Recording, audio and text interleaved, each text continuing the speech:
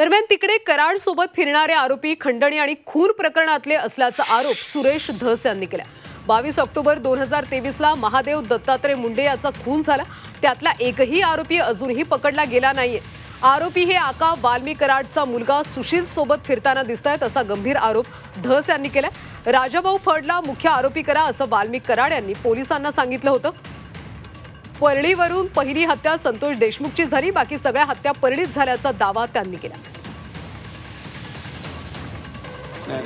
Gangs of वाशेपूर ते सगळे वाशेपूर जे आहे ते सगळे हेच आहे, हेच खंडणीवाले, हेच खुनावाले, हेच सगळे आहेत। त्याच्यामुळं त्यांना सजा मिळणार।